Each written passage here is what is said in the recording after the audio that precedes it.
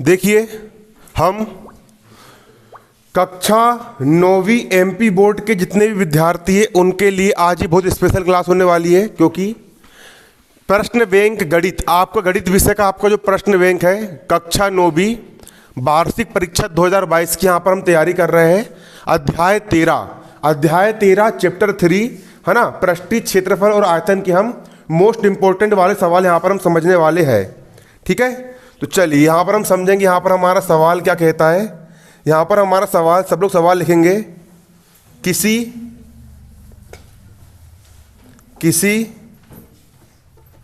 आयताकार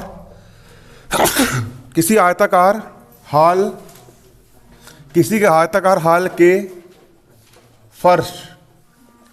फर्श का परिमाप, किसी आयताकार हाल के फर्श का परिमाप 250 मीटर है।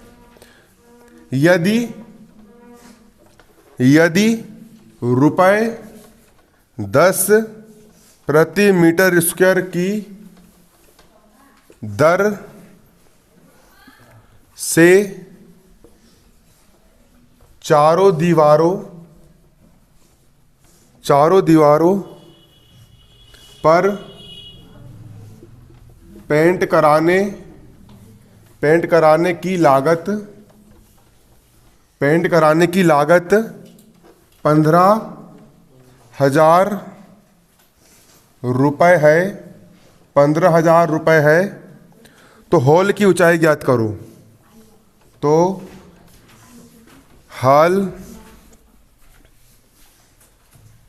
की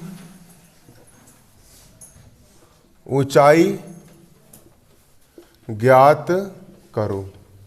यहाँ पर हमारा सवाल यहाँ पर हमने लिख दिए हैं। सब लोग को दिख रहा है सवाल?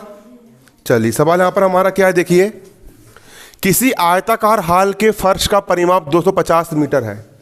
एक आयत के आकार का हॉल है।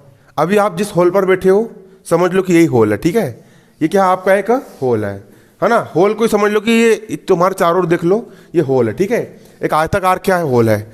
इसके फर्श का परिमाप कितना है? 250 मीटर है। फर्श का परिमाप कितना दिया है? 250 मीटर। यदि 10 रुपये प्रति मीटर स्क्वायर की दर से चारों दीवारों पर पेंट कराने की जो लागत है वो कितनी है? 15,000 रुपये है। तो हॉल की ऊंचाई ज्ञात कीजिए। किसकी ऊंचाई ज्ञात करना है? हॉल की क्या करना है? ऊंचाई, मतलब एच का मान ज्ञात करना है।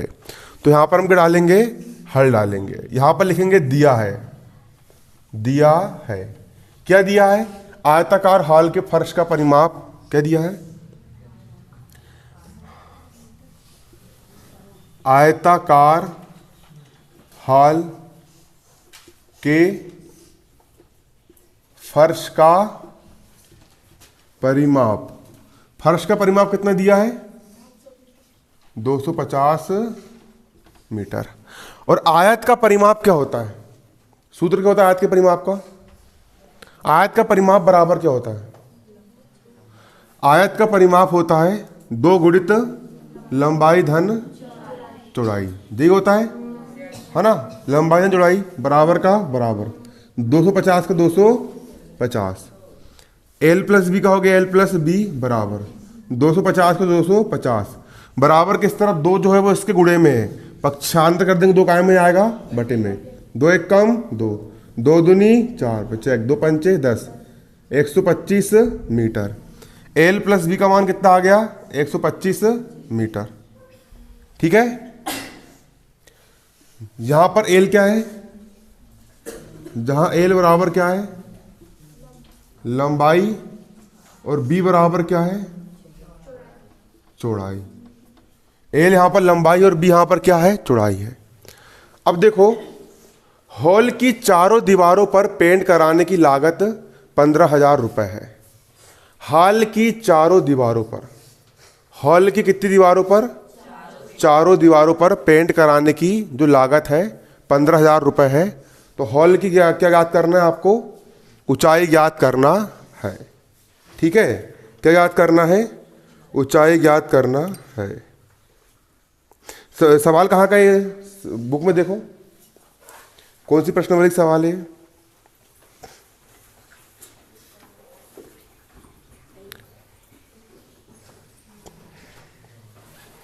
जल्दी निकालो, कहाँ का है?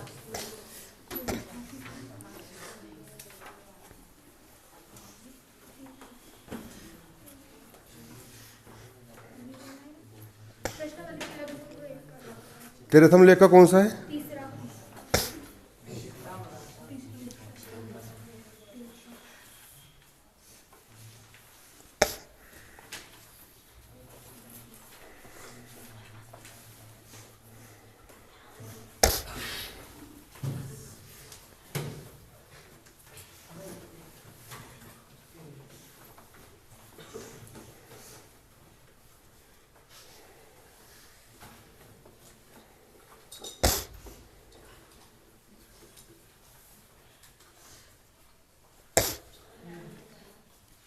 देखो, इतना समझ में आ गया आपको यहाँ पर? ठीक है। अब यहाँ पर हमको क्या दिया है, देखो हाल की, देखो यदि ₹10 प्रति मीटर स्क्वायर की दर से चारों दीवारों पर पेंट कराने की लागत 15,000 रुपये है। हम पेंट कहाँ पर कर रहे हैं? चारों दीवारों पर। कहाँ पेंट कर रहे हैं हम? चारों दीवारों पर। चारों दीवारों पर हम कर रहे हैं पेंट। ये वाली दीवार, चारों दीवार, ठीक है। तो हम चारों दीवारों पर हम पेंट कर रहे हैं, तो हमको चारों दीवारों का क्या निकालना पड़ेगा? क्षेत्रफल निकालना पड़ेगा। क्या निकालना पड़ेगा? क्षेत्रफल, ठीक है। तब चारों दीवारों का क्षेत्रफल, चारों दीवारों का क्षेत्रफल, चारों दीवारों को हम क्या निकाल लेंगे? क्षेत्रफल। क्षेत्रफल कैसे निकालोगे? क्षेत्रफल निकालने के लिए परिमाप, फर्श का परिमाप गुणा ऊंचाई। फर्श का जो परिमाप आया, परिमाप का मतलब क्या होता है? किनारों की लंबाई। अगर किनारों की लंबाई में अगर आप ऊंचाई का गुणा कर दोगे तो क्या निकल जाएगा? दीवारों का क्षेत्रफल निकल जाएगा। किससे क्षेत्रफल निकल जाएगा? दीवार का क्या निकल जाएगा? क्षेत्रफल निकल जाएगा, ठीक है। चलो, अब परिमाप कितना दिया है? फर्श का परिमाप कितना दिया है? 250 मीटर। कितना दिया? 250 मीटर। और ऊंचाई कितनी मान ली हमने यहाँ पर? h, जहां h क्या है? हाल की ऊंचाई है। हाल की ऊंचाई, ऊंचाई कितनी मान ली हमने? h है। हाल की ऊंचाई कितनी यहाँ पर आपकी? h है, ठीक है। हाल की ऊंचाई कितनी यहाँ पर आपकी? h है। अब सवाल क्या बोल रहे हैं यहाँ पर? देखो, यदि 10 रुपये प्रति मीटर स्क्वायर की दर से चारों दीवारों पर पेंट कराने की लागत 15,000 रुपये है, ठीक है। मतलब प्रति 1 मीटर स्क्वायर दीवार पर पेंट कराने की लागत कितने रुपए है? 10 रुपये है ना। तो क्या दिया है यहाँ पर? प्रति 1 मीटर स्क्वायर, है ना, दीवार पर पेंट कराने का लागत कितना है? 10 रुपये। तो यहाँ पर लिख लोगे चूंकि 1 मीटर स्क्वायर दीवार पर पेंट कराने का व्यय कितना है? प्रति 1 मीटर स्क्वायर दीवार पर पेंट कराने का व्यय कितना है? 10 रुपये। बराबर कितने रुपए है? 10 रुपये। तब प्रश्नानुसार,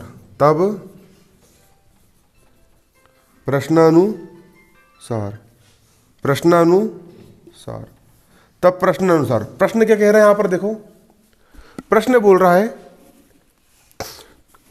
1 मीटर स्क्वायर दीवार पर पेंट कराने का व्यय कितना है? 10 रुपये है। कितने रुपए है? 10 रुपये है। ये क्षेत्रफल काय में आएगा? मीटर स्क्वायर में आएगा, ठीक है। हाँ, मीटर स्क्वायर लिख लें, ठीक है, क्योंकि क्या निकाले हम? क्षेत्रफल ना। क्षेत्रफल काय में आता है? मीटर स्क्वायर में आता है। अब प्रश्न अनुसार देखो यहाँ पर, है ना, हमारे पास कुल दीवार कितनी है? कितनी थी? चारों दीवारों का क्षेत्रफल कितना है हमारा?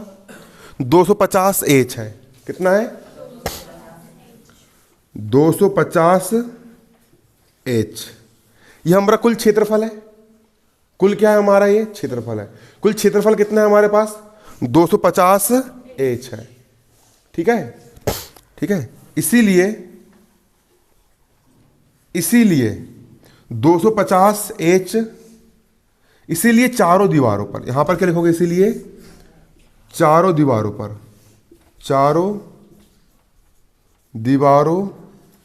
पर पेंट कराने का व्यय बराबर, देखो 1 मीटर स्क्वायर दीवार पर पेंट कराने का खर्चा कितने रुपए है? 10 रुपए है। तो चारों दीवारों पर पेंट कराने का व्यय कितना आएगा? चारों दीवारों का क्षेत्रफल कितना है? 250 एच। कितना है? 250 एच। ये क्षेत्रफल है। ये क्या है? ठीक है। अगर एक चॉकलेट 10 रुपए की तो 250 चॉकलेट कितने रुपए की? 250 गुणित 10 कर दोगे।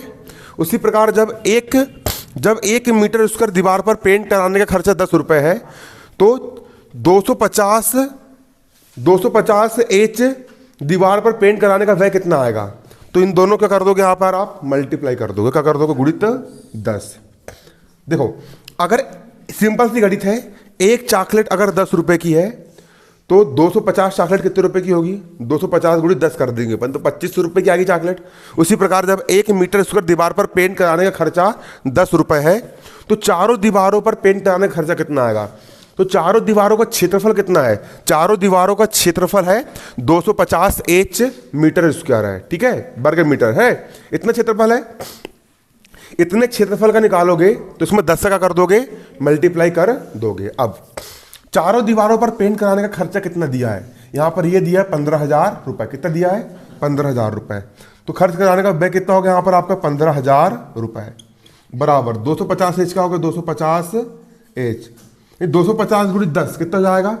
एक जीरो यहां पर और बढ़ जाएगा। 250 धाम इन दोनों गुणा करो 25 हो जाएगा ना। एच का हो गया एच। अब यहां से एच का मान निकाल लो। एच बराबर 15,000 का हो गया 15,000। इस तरह 2500 गुणा में, इस तरह बटे में जाएगा। 2500 कहाँ में जाएगा? बटे में। जीरो दो जीरो कट गए। 25 से कम 25, 25 छिक्के 125। तो हॉल की ऊंचाई, हाल की ऊंचाई एच बराबर कितनी आ गई? 6 मीटर। हाल की ऊंचाई कितनी आ गई? यहां पर आपकी एच बराबर कितनी आ गई? 6 मीटर निकल करके आ गई। उतार ली इसको, जल्दी उतारो। एक बार फिर से समझ लो इसको। किसी आयताकार हाल के फर्श का परिमाप दिया 250 मीटर। यदि 10 रुपए प्रति मीटर स्क्वायर की दर से चारों दीवारों पर पेंट कराने की लागत कितनी है? 15,000 रुपए है। तो हाल की क्या करना है? ऊंचाई ज्ञात करना है। किसकी ऊंचाई ज्ञात करना है? हाल की ऊंचाई ज्ञात करना है। तो सिंपल देखो, यहां पर हम क्या निकाल लेंगे? चारों दीवारों का क्षेत्रफल। क्या निकाल लेंगे? चारों दीवारों का क्षेत्रफल। दीवार का क्षेत्रफल कैसे निकालोगे? फर्श का जो परिमाप है, फर्श का जो क्या है? परिमाप है। फर्श का परिमाप मतलब यहां से लेके वहां तक किनारों की लंबाई, चारों किनारों की लंबाई, फर्श का परिमाप। उसमें अगर हम ऊंचाई का गुणा कर दोगे तो चारों दीवारों के निकल जाएगा क्षेत्रफल। फर्श का परिमाप है 250 मीटर और ऊंचाई कितनी है? एच है। कितनी है? एच है। एच। तो ये आ गया आपका चारों दीवारों का क्षेत्रफल। अगर एक सवाल में दिया है प्रति 10 रुपए प्रति मीटर स्क्वायर की दर, है ना, मतलब प्रति 1 मीटर स्क्वायर दर में पुताई कराने में कितना व्यय लग रहा है? 10 रुपए लग रहा है। ठीक है, 1 मीटर स्क्वायर दीवार पर पेंट कराने का व्यय कितना है? 10 रुपए है। तो हमारी चारों दीवार कितनी है? हमारी तो तब चारों दीवारों पर पेंट कराने का व्यय, चारों दीवार का क्षेत्रफल कितना है? चारों दीवार का क्षेत्रफल है 250 एच। ये लिख दिया मैंने 250 एच। और 1 मीटर में सफेदी कराने में कितना रुपए लग रहा है? 10 रुपए। तो यहाँ पर कितने मल्टीप्लाई कर दिया मैंने? 10 का मल्टीप्लाई कर दिया। इसके बाद यहाँ पर पेंट बाय ऑलरेडी दिया है, वह कितना दिया है? 15,000। ये लिख दिया मैंने 15,000 बराबर का हो गया बराबर 250 दाम हो गया 2500, एच का हो गया एच। इस तरफ ये गुणा में, इस तरफ काय में आ गया? बटा में। काट पीट कर दिए 6 मीटर। तो हाल की ऊंचाई कितनी निकल के आ गई? 6 मीटर निकल करके आ गई। सवाल बनेगा नहीं बनेगा? पेपर में आएगा तो ठीक है, मिटा दो उसको। चलो, उतार ली सबने?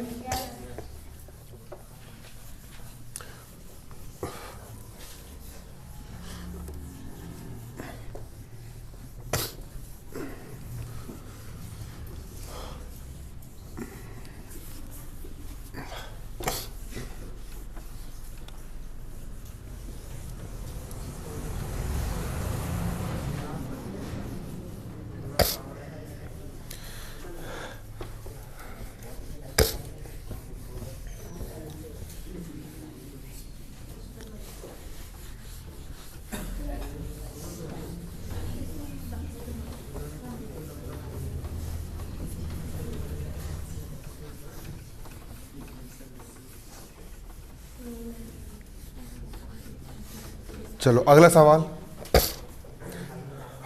करेंगे आप।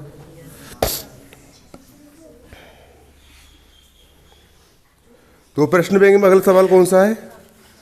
बेलन बना दिया है, सबसे पहला बेलन समझना पड़ेगा। बुक दिखाओ।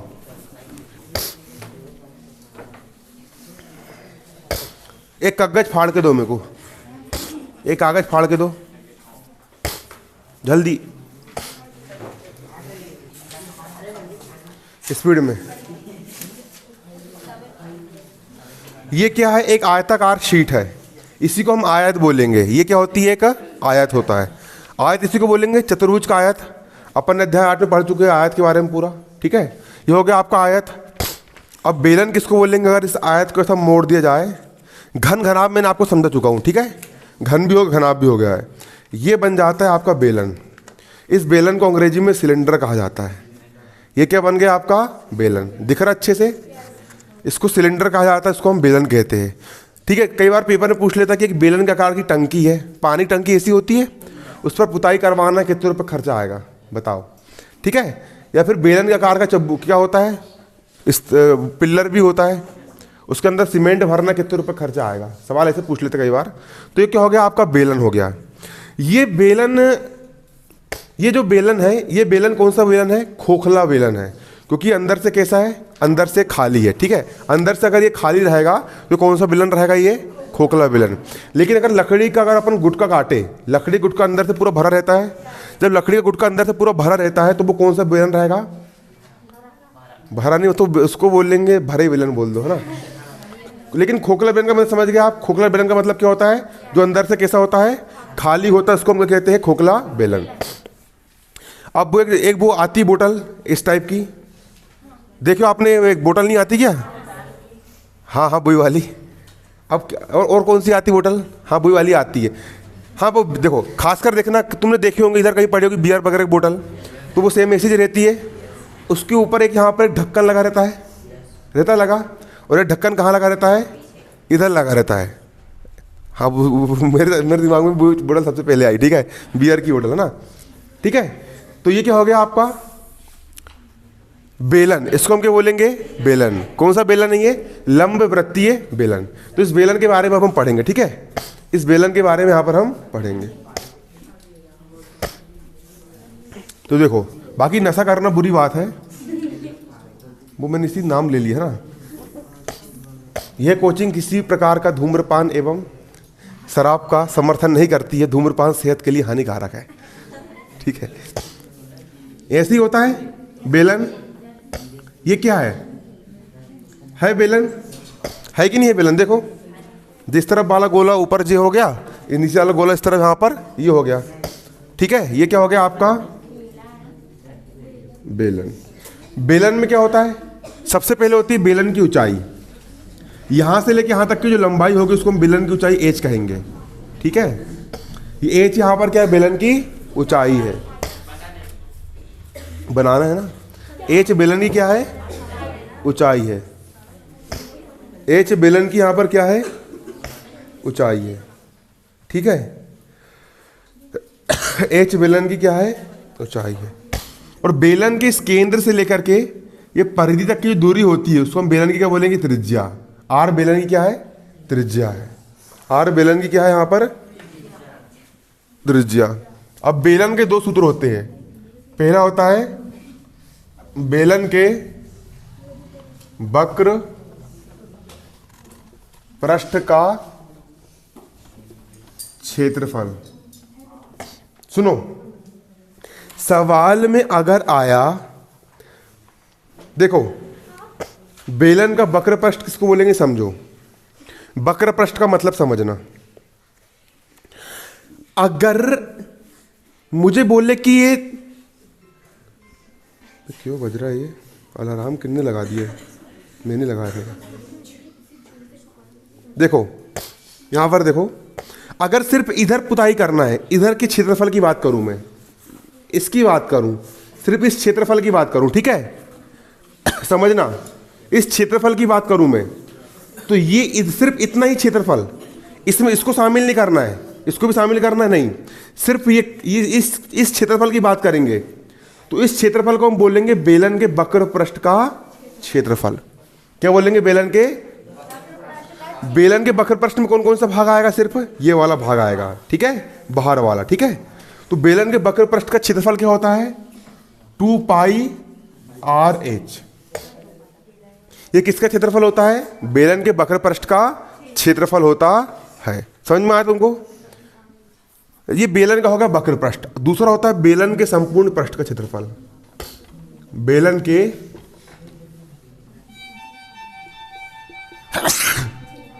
संपूर्ण पृष्ठ का क्षेत्रफल। वो लड़की बात काहे कर रहे हो? देखो बेलन का संपूर्ण पृष्ठ, संपूर्ण पृष्ठ यहां पे समझना, संपूर्ण पृष्ठ इसको बोलेंगे।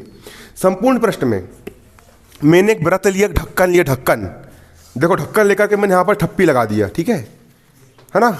यहां पर मैंने ढक्कन लेकर के मैंने यहां पर इसको पैक कर दिया, एक वृत्त लगा करके, और एक वृत्त मैंने और लिया, उसको मैंने यहां से ऐसा पैक कर दिया। और संपूर्ण पृष्ठ में इसका भी क्षेत्रफल शामिल रहेगा, इसका भी, ये वाला जो वृत्त रहेगा यहाँ पे जो लगाऊंगा मैं काट के लाके, कागज गोल काटा मैंने यहाँ पे चिपका दिया, उसका भी क्षेत्रफल शामिल रहेगा। और इस तरफ जो कागज लगा रहेगा उसका भी क्षेत्रफल क्या रहेगा? शामिल। तो वक्र पृष्ठ में सिर्फ इतना रहेगा, और संपूर्ण पृष्ठ में इतना भी रहेगा, इधर का भी रहेगा, और इधर का भी क्या रहेगा? शामिल रहेगा। तो संपूर्ण पृष्ठ का क्षेत्रफल कैसे निकालोगे? देखो बेलन के वक्र पृष्ठ का क्षेत्रफल क्या होता है? 2 पाई आर एच होता है। और और वृत्त का, यहां पर एक वृत्त लगेगा, वृत्त का क्षेत्रफल क्या होता है? पाई आर स्क्वायर। क्या होता है? अपन कितने वृत्त लगाएंगे? एक वृत्त काट के अपन यहां पर लगाएंगे, एक वृत्त काट के अपन इधर भी लगाएंगे, तो 2 वृत्त जुड़ रहा है, तो 2 वृत्त का क्षेत्रफल यहां पर मैंने इसको ऐड कर दिया। इसके बाद 2 पाई आर, यहां पर भी 2 पाई आर, यहां पर तो 2 पाई आर दोनों पास से मैंने कॉमन निकाल लिया। 2 पाई आर यहां से कॉमन निकाल के यहां पर सिर्फ कितना बचेगा? एच। और 2 पाई आर यहां से कॉमन निकाल के यहां पर सिर्फ कितना बचेगा? आर। तो बेलन के अगर संपूर्ण पृष्ठ की बात होगी तो आपको इतना याद रखना है, बेलन के संपूर्ण पृष्ठ का क्षेत्रफल, संपूर्ण पृष्ठ में ये भी शामिल रहेगा, इधर का एक जो वृत्त काट के लगाएंगे वो भी शामिल रहेगा, वृत्त है ना, और इस तरफ जो वृत्त काट के लगाएंगे वो भी शामिल रहेगा। तो संपूर्ण पृष्ठ का क्षेत्रफल कैसे निकालोगे? बेलन के संपूर्ण पृष्ठ का क्षेत्रफल कैसे निकालोगे? 2 पाई आर एच धन आर, ठीक है। और बेलन के वक्र पृष्ठ का क्षेत्रफल क्या होता है? 2 पाई आर एच होता है। बन जाएगा आप लोग से? ये बन जाएगा। चलो अब सवाल कहाँ का है देखो जरा। ऊंचाई 14 सेंटीमीटर वाले एक लंब वृत्तीय बेलन का वक्र पृष्ठ 88 सेंटीमीटर स्क्वायर है। बेलन के आधार का व्यास ज्ञात कीजिए। चलो सवाल कर लेते हैं अब अपन। उतार ली इसको आपने? सबने?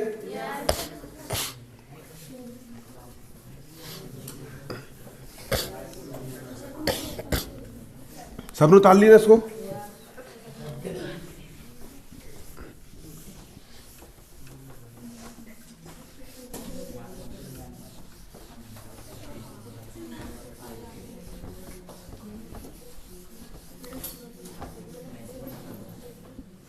चलो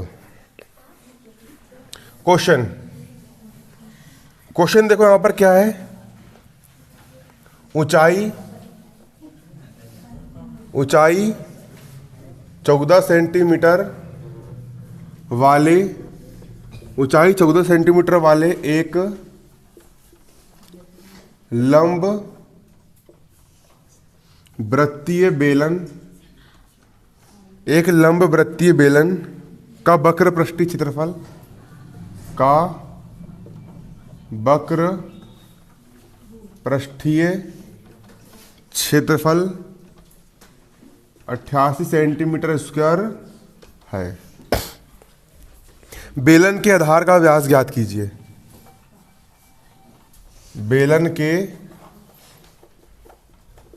आधार का व्यास ज्ञात कीजिए। किसका व्यास ज्ञात करना है? बेलन के आधार का व्यास ज्ञात करना है, ठीक है। चलो तुम बताओ। माधुरी, ठीक है, माधुरी नाम है ना? तुम्हारा नाम माधुरी है? और तुम्हारा नाम? हाँ मोहिनी। तुम बताओ घनाभ का क्षेत्रफल क्या होता है? घनाभ का पृष्ठीय क्षेत्रफल?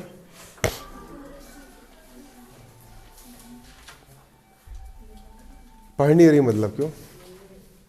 कल ही करवा था मैं सवाल। चल बता बेटा। क्या होता है घनाभ का पृष्ठीय क्षेत्रफल? अरे मुन्ना, ऐसा काम कैसे चलेगा, बता। फिर वही वाली बात रहती, गधों को तो ज्ञान, गधे लोग गिलाए कान। तुम बताओ घनाभ का पृष्ठीय क्षेत्रफल।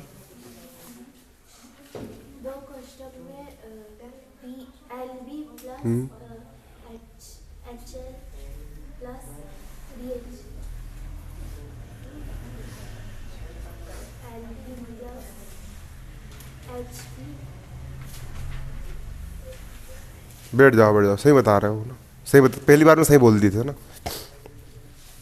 है ना। तो याद भी करना है, मेरे कहने का मतलब ये है ना, रोज पढ़ना भी है। देखो सवाल यहाँ पर बोल रहा है, ऊंचाई 14 सेंटीमीटर वाले एक लंब वृत्तीय बेलन का वक्र पृष्ठीय क्षेत्रफल 88 सेंटीमीटर स्क्वायर है। लंब वृत्तीय, देखो यहां पर हम डालेंगे हल, क्या डालेंगे? हल। यहां पर लिखेंगे बेलन की ऊंचाई। देखो एक बेलन बना है तुम्हारा, ठीक है, बेलन की ऊंचाई कितनी दी है? क्यों? ऊंचाई एच बराबर कितनी दी है? 14 सेंटीमीटर। कितनी दी है? 14 सेंटीमीटर। इतनी दी है। बेलन की ऊंचाई एच कितनी दी है? यहां पर आपकी ऊंचाई कितनी दी है? 14 सेंटीमीटर। यहां पर लिखोगे दिया है, दिया है, क्या दिया है? बेलन की ऊंचाई, बेलन की ऊंचाई, बेलन की ऊंचाई एच बराबर कितनी दी है? 14 सेंटीमीटर। 14 सेंटीमीटर ही होती ऊंचाई। यहां से लेके यहां तक की जो हाइट होती है उसको हम बोलेंगे ऊंचाई। बेलन की ऊंचाई एच का मान कितना दिया है? 14 सेंटीमीटर। तथा बेलन का वक्र पृष्ठीय क्षेत्रफल कितना दिया है? 88 सेंटीमीटर स्क्वायर। तथा बेलन का वक्र पृष्ठीय क्षेत्रफल बराबर कितना दिया है? 88 सेंटीमीटर स्क्वायर। ये क्या दिया है? बेलन का वक्र पृष्ठीय क्षेत्रफल दिया है। क्या ज्ञात करना है? बेलन के आधार का व्यास ज्ञात करना है। क्या ज्ञात करना है? बेलन के आधार का व्यास ज्ञात करना है। क्या ज्ञात करना है? बेलन के आधार का व्यास बराबर क्वेश्चन मार्क। बेलन के आधार का क्या ज्ञात करना है? व्यास ज्ञात करना, ठीक है। अब यहां पर बेलन का वक्र पृष्ठीय क्षेत्रफल दिया है। क्या दिया है? बेलन का वक्र पृष्ठीय क्षेत्रफल दिया है। तो सूत्र कौन सा लगेगा यहां पर? आपका सूत्र लगेगा बेलन का वक्र पृष्ठीय क्षेत्रफल। तो सूत्र लगाओ, बेलन का वक्र पृष्ठीय क्षेत्रफल कितना होता है? कौन बताएगा? बेलन का वक्र पृष्ठीय क्षेत्रफल कितना होता है? कौन बताएगा? वेरी गुड, बहुत जोरदार। कितना होता है? 2 पाई आर एच। बेलन का वक्र पृष्ठीय क्षेत्रफल होता है 2 पाई आर एच। 2 पाई आर एच क्या होता है? बेलन का वक्र पृष्ठीय क्षेत्रफल होता है, ठीक है। अब बेलन का वक्र पृष्ठीय क्षेत्रफल कितना दिया है? बेलन का वक्र पृष्ठीय क्षेत्रफल दिया है 88। कितना दिया है? 88, है ना। बेलन का वक्र पृष्ठीय क्षेत्रफल कितना दिया है? यहां पर आपको 88 दिया है। कितना दिया है? 88 बराबर का बराबर 2 का हो गया 2, पाई का हो गया। पाई का मान कितना होता है? पाई का मान कितना होता है? पाई का मान होता है 22/7। पाई का मान कितना होता है? 7। हमेशा अगर पाई का मान सवाल में नहीं दिया है तो हमेशा पाई का मान कितना रखोगे? 22/7। लेकिन पाई का मान कुछ दिया है सवाल में, 3.14 या फिर कुछ भी दिया, तो फिर आपको वही रखना है। और पाई का मान कहीं नहीं दिया है, ठीक है। पाई का मान अगर सवाल में नहीं दिया है तो पाई का मान कितना रखोगे? 22/7। कितना रखोगे? 22/7, ठीक है। आर का हो गया आर। और एच का मान कितना दिया है? एच का मान कितना दिया है? क्यों? एच का मान कितना दिया है? 14 दिया है। अब देखो 88 का हो गया 88 बराबर 22 दूनी कितना होता है? 44/7। आर का हो गया आर। देखो 7 एक कम, 7 एक कम और 7 दूनी, अरे यही काटा पीटी मचा दो ना। 7 एक कम और 7 दूनी 2 बार गया ये 2, ठीक है ना। 22 दूनी 44, आर का हो गया आर, 7 कम 7, 7 दूनी 14, 88 का हो गया 88, 44 दूनी 88, अरे 2 चौ 8, 2 चौ 8, आर का हो गया आर, 88 से 88 कट गया, आर का मान कितना आ गया 1 सेंटीमीटर। आर का मतलब क्या होता है, त्रिज्या, त्रिज्या कितनी आई 1 सेंटीमीटर। हमको क्या निकालना है, हमको क्या निकालना है, हमको निकालना है व्यास। क्या निकालना है, अगर त्रिज्या, त्रिज्या की दुगुनी क्या होती है, व्यास होता है, अध्याय 10 में पढ़े अपन ने, त्रिज्या का डबल क्या होता है व्यास, ठीक है। त्रिज्या अगर इतनी 1 सेंटीमीटर तो व्यास कितना होगा, 2 सेंटीमीटर होगा, तब निकाल लेंगे हम व्यास। यहां लिखेंगे आंसर, अतः आधार का व्यास, अतः आधार का व्यास, अतः आधार का व्यास बराबर क्या होता है 2 गुणा त्रिज्या। 2 का हो गया 2 गुणा त्रिज्या का मान कितना दिया है, त्रिज्या का मान 1 सेंटीमीटर, ये हो गया 1 सेंटीमीटर, तो 2 कम हो गया 2 सेंटीमीटर। ये क्या आ गया यहाँ पर आपका व्यास, और यही हो गया यहाँ पर आपका आंसर, ठीक है। ये क्या हो गया यहाँ पर आपका आंसर निकल करके आ गया। देखो समझ में आया कि नहीं, यहाँ पहले बताओ मेरे को।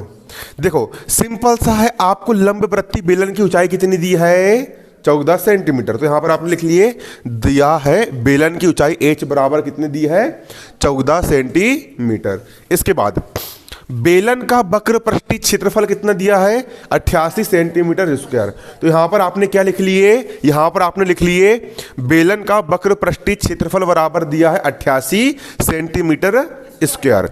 इसके बाद क्या ज्ञात करना है, बेलन के आधार का व्यास ज्ञात कीजिए, तो यहां पर लिख लेंगे ज्ञात करना है बेलन के आधार का व्यास बराबर प्रश्नवाचक चिन्ह।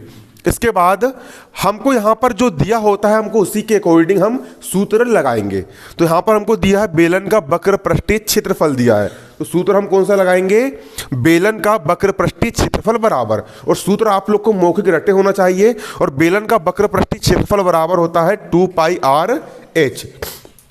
बेलन के वक्र पृष्ठीय क्षेत्रफल का मान कितना दिया है 88, तो उसका मान रख दिया मैंने 88, बराबर का बराबर 2 का हो गया 2, पाई का मान होता है 22/7, आर का हो गया आर, और ऊंचाई एच का मान यहां पर दिया है 14 सेंटीमीटर। 88 का हो गया 88, 22 दूनी 44 होता है, आर का हो गया आर, 7 कम 7, 7 दूनी 14, 44 दूनी होता है 88 से 88 खट खट खट खटाखट कट गया, और आर का मान आ गया यहां पर कितना 1 आ गया, कितना आ गया 1। अब अतः आधार का व्यास निकाल लेंगे, व्यास बराबर क्या होता है त्रिज्या का 2 गुना व्यास होता है। क्या होता है बच्चों, त्रिज्या का 2 गुना व्यास होता है। त्रिज्या का मान है 1 सेंटीमीटर, और 2 एक कम हो गया 2 सेंटीमीटर, ठीक है। बन जाएगा, क्यों बनेगा, नहीं बनेगा, सरल है कठिन है, आसान है, ये सवाल नहीं है, समझ में आएगा तो हलवा है, गप गप खा लो, खटखट करके जाओ, नंबर लेके जाओ, ठीक है, ऐसा है। सवाल तो हमारे जमाने में हुआ करते थे।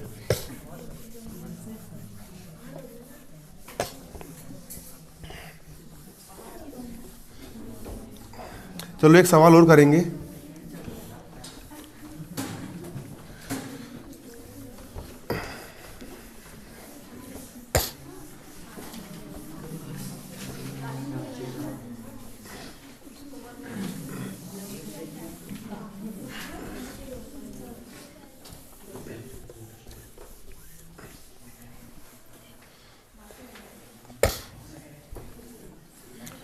बाकी अदर विषय का प्रश्न बैंक भी याद करना शुरू कर दो, ठीक है।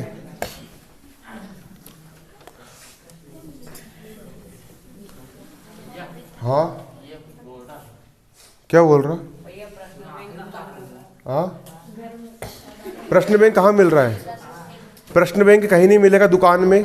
कई मूर्ख बच्चे लोग गाइड खरीद ले रहे हैं, 10वीं के मूर्ख बच्चे लोग जीपीएच की गाइड खरीद ले रहे हैं, क्योंकि जीपीएच गाइड प्रश्न बैंक के नाम से आ रही है, वो मत खरीद लेना। प्रश्न बैंक निकालना है तुमको तो सबसे पहले विमर्श पोर्टल पर जाना है, सर्च क्या करना है विमर्श पोर्टल, फिर विमर्श पोर्टल की आपकी वेबसाइट खुल जाएगी, फिर उसके बाद फिर एग्जाम वाले सेक्शन पे क्लिक करना है, ठीक है। फिर वहाँ पर तुमको क्लास टाइप करना है, कौन सी क्लास में हो, 9वीं 10वीं 11वीं 12वीं, और वहाँ से निकल जाएगा, ठीक है। मैं उसका एक वीडियो बना दूंगा कि कैसे निकालते हैं प्रश्न बैंक, है ना, और ग्रुप में डाल दूंगा, तुम देख लेना, है ना। अरे नहीं जुड़े तो मेरे नंबर पे वो कर देना। अब का तुमको लाके वहाँ पे जोड़ूंगा मैं, कि फिर हल्दी चावल डाल के आओ तुम्हारे घर में, अरे भैया जी जुड़ जाओ, ऐसे थोड़ी नहीं करूँगा मैं, है ना कि नहीं।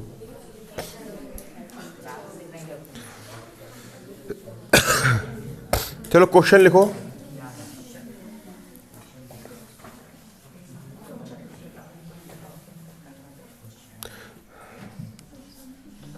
धातु की एक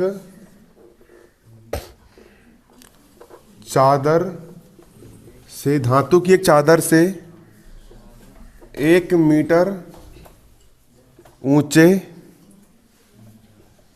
और 140 सेंटीमीटर व्यास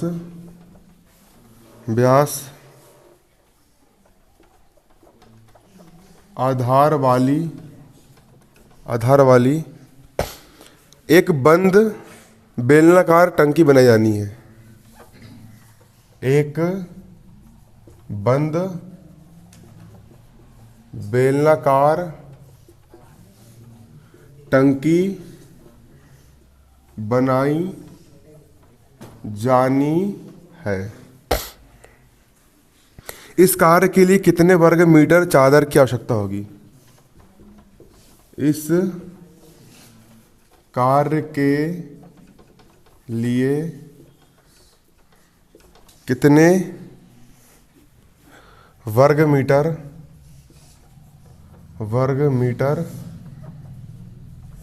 चादर की आवश्यकता होगी? ठीक है, कितने वर्ग मीटर चादर की क्या होगी? आवश्यकता होगी। यहां पे समझो, धातु की एक चादर से 1 मीटर ऊंची और 140 सेंटीमीटर आधार वाली एक बंद बेलनाकार टंकी बनाई जानी है। धातु मतलब तुम धातु के पीपा आते ना, पीपा वगैरह, उसको तोड़ ताड़ के वो पीपा नहीं बनाते, बेलनाकार टंकी, ऐसी गोल टंकी रहती बेलन के आकार की, ड्रम जिसमें तेल भरा होता है। अरे जिधर बनिए लोग नहीं है कि वो जैन लोग नहीं है क्या, वो उधर से डब्बे उतारते हैं, गोल गोल डब्बे रहते हैं तेल वाले, लास्ट से उलटते जाता है, लात मारते उसको। तो बेसिकली अपने टंकी बनाना है। क्या बनाना है? टंकी। अब तुम इंजीनियर बन जाओ, मैकेनिक बन जाओ, वेल्डिंग मशीन वाले, ठीक है। मैं तुमको ऑर्डर दे रहा हूँ, क्या बनाना? तुमको टंकी बनाना, बेलनाकार टंकी। अब मैंने बोला उसकी ऊंचाई कितनी होना चाहिए? 1 मीटर ऊंचाई होनी, मतलब इतनी ऊंचाई होना चाहिए, 1 मीटर, है ना, 1 मीटर उसकी इतनी ऊंचाई होना चाहिए, ठीक है। और व्यास जो गोल वाला रहेगा उसकी व्यास कितना रहना चाहिए? 140 सेंटीमीटर व्यास आधार वाली एक बंद बेलनाकार टंकी बनाई जानी है। तो इस कार्य के लिए कितने वर्ग मीटर चादर की आवश्यकता होगी? तो यहां पर हम क्या करेंगे? हल करेंगे। वेरी इजी सवाल है। अरे बंद हो गया, ठीक है। यहां पर लिखेंगे हम दिया है। क्या लिखेंगे? दिया है। क्या दिया है? बेलन की ऊंचाई कितनी दी है? बेलन की ऊंचाई कितनी दी है? 1 मीटर दी। 1 मीटर, 1 मीटर में कितने सेंटीमीटर होते हैं? 100। तो मीटर को सेंटीमीटर में चेंज करेंगे तो क्या करना पड़ेगा? 100 का गुणा 1 का हो गया। 1 मीटर में कितने सेंटीमीटर? 100 सेंटीमीटर। आप 1 मीटर लिखिए फिर 100 सेंटीमीटर लिखिए, बात एक ही है। लेकिन दोनों इकाई एक ही होना चाहिए। अगर ये सेंटीमीटर में दिया है इसलिए इसको मैंने कहाँ में चेंज कर दी? सेंटीमीटर में चेंज कर दिया। और आधार का व्यास कितना दिया है? तथा आधार का व्यास कितना दिया है? आधार का व्यास बराबर कितना दिया है? 140 सेंटीमीटर दिया है। व्यास कितना दिया है? 140 सेंटीमीटर। लेकिन क्षेत्रफल निकालने के लिए किसकी जरूरत पड़ती है? व्यास या त्रिज्या, किसकी पड़ती है? कैसे मूर्ख लोग हो रहे तुम लोग, पढ़ाई लिखाई नहीं करते, घर पे गए रहे। ऐसा लगता है कई बार कि यहाँ पर कोई गधे लोग आकर के बैठ गए हैं और बिल्कुल बोलने जा रहा हूँ, पल्ले पढ़ रहा हो नहीं पढ़ रहा हो, पता नहीं चलता मेरे को। तुम्हारी गणित एक ही शर्त पे कमजोर हो सकती है कि तुम यहाँ पर आ रहे हो, लिख रहे हो और घर पे जाकर के तुम उसको खोल के नहीं देख रहे हो। हमने भी पढ़े हैं, हम पढ़ते थे, घर पे जाते थे, रोज का रोज करते थे। मैं अपने बता रहा हूँ। और माँ साहब से आगे रहते 2 कदम। माँ साहब चौथे सवाल में चल रहा, हम 10 सवाल में पहुँच जाते थे। कारण क्या था? रोज प्रैक्टिस करते थे। तुमको ये नहीं पता कल जो 2 सवाल मैंने करवाया इसके सूत्र क्या है, तुमको सूत्र याद नहीं, तुम क्या करोगे फिर सवाल ऐसे में? मतलब तुम पढ़ नहीं, घर पे तुम बिल्कुल नहीं पढ़ रहे हो। इसका यही कारण है कि तुम घर में पढ़ नहीं रहे हो, उस कारण तुम बेल बनते जा रहे हो। ये तो जो इंसान घर पे रोज पढ़ता है उसका ब्रेन बहुत तेज रहता है। ठीक है, आधार का व्यास दिया है। ठीक है, हमको क्या निकालना पड़ेगा? त्रिज्या निकालना पड़ेगा। तब बेलन की त्रिज्या, तब बेलन के आधार, बेलन के आधार की त्रिज्या। त्रिज्या आर, त्रिज्या क्या होती है? व्यास की आधी क्या कहलाती है? त्रिज्या कहलाती है। व्यास कितना दिया है? 140 दिया है। व्यास कितना दिया है? 140। इसका आधा कर दो। आधा कर दो मतलब किससे भाग कर दो? 2 से भाग कर दो। तो व्यास का आधा क्या होती है? त्रिज्या होती है। व्यास कितनी है? 140। उसका आधा कर दो मतलब 2 से क्या कर दो? भाग कर दो। तो व्यास की आधी क्या हो जाएगी? त्रिज्या। 2 7 14 और 2 शून्यम 0। तो त्रिज्या आर कितना हो गया? त्रिज्या आर बराबर कितनी हो गई? 70 सेंटीमीटर। व्यास की आधी क्या हो गई यहाँ पर? आपकी त्रिज्या। त्रिज्या कितनी निकल के आ गई? 70 सेंटीमीटर। तब क्या निकालना है यहाँ पर आपको? इस कार के लिए कितने वर्ग मीटर चादर की आवश्यकता होगी? मतलब चादर का क्षेत्रफल निकालना है। अरे वर्ग मीटर में निकालना है, अपन ने सेंटीमीटर में निकाल ली, मगर चलो कोई बात नहीं, अपन लास्ट में उसको मीटर में कर देंगे चेंज, है ना। तब क्या निकाल लेंगे हम? क्या निकाल लेंगे? तब बेलन का क्षेत्रफल, बेलन का क्षेत्रफल बराबर क्या होता है? 2 पाई आर एच। जी होता है। बेलन का क्षेत्रफल होता है कि नहीं होता है?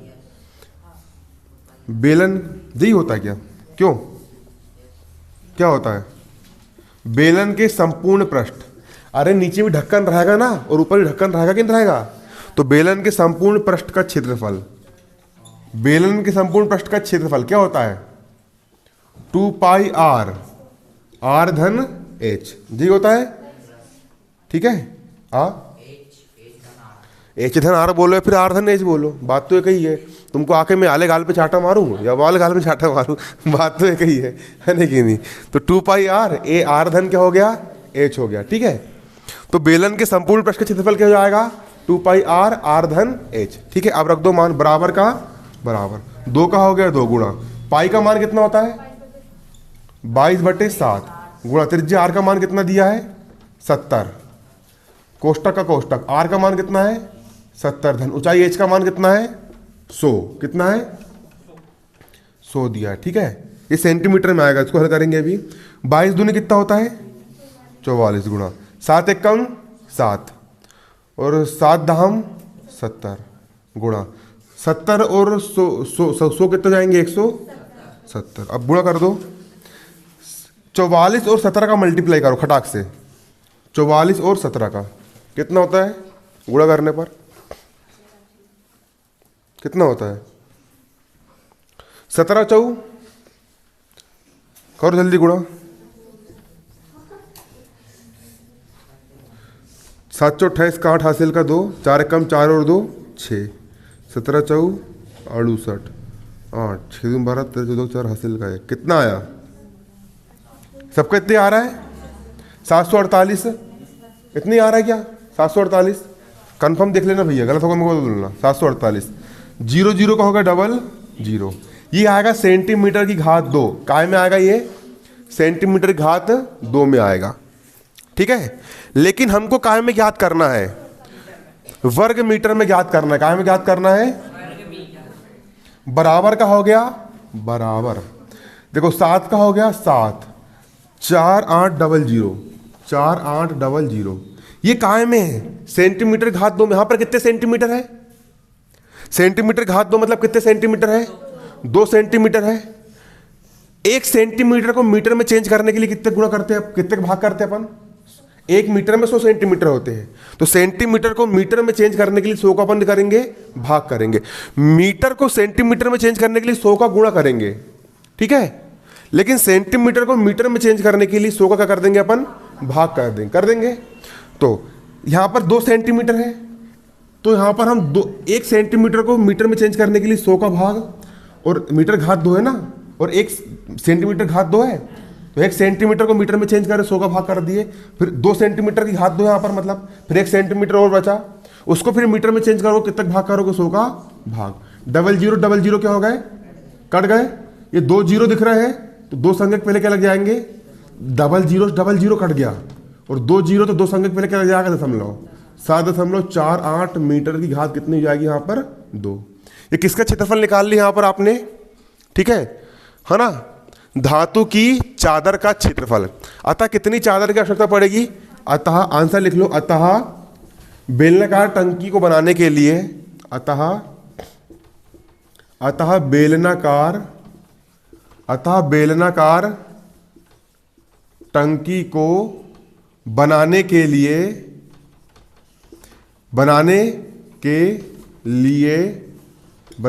7.48 मीटर स्क्वायर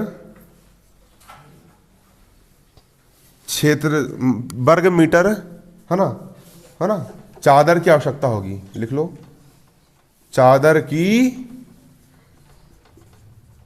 आवश्यकता होगी। इतना क्या लगे यहाँ पर, आपका चादर लगने वाला है। इतने वर्ग मीटर किसकी आवश्यकता होगी, चादर की क्या होगी, आवश्यकता होगी। समझ में आया कि नहीं आया, पहले मुझे बताइए। एक बार एक नज़र में और देख लो, सवाल आईएमपी पेपर में आएगा तो 4 नंबर में ही आना है। कितने नंबर में आना है, 4 नंबर में उठ के आएगा, ठीक है। और रोना मत पेपर में कि सवाल कैसे करे, घर पे जाकर के सवाल को 2 बार करके देखना, फिर देखना कैसे नहीं बनेगा। और तुम अगर आज के सवाल करके नहीं देखोगे ना, तो कल के भी नहीं बनने वाले फिर तुमको, फिर तुम्हारा कोचिंग आना ही व्यर्थ है। फिर तुम कोचिंग, अगर कोचिंग आ रहा तो फिर रोज पढ़ो भी, रोज घर में प्रैक्टिस भी करो, तो मतलब निकलेगा, ठीक है ना कि नहीं। घर में प्रैक्टिस भी करना पड़ेगा, तो तुम्हारा पढ़ाई करना ही व्यर्थ है। पढ़ाई की मत करो, बेल चराओ बिल्कुल जाके। अब तुम्हें बेल हो, तुम कैसे चराओगे, जाओ उतार लिए इसको।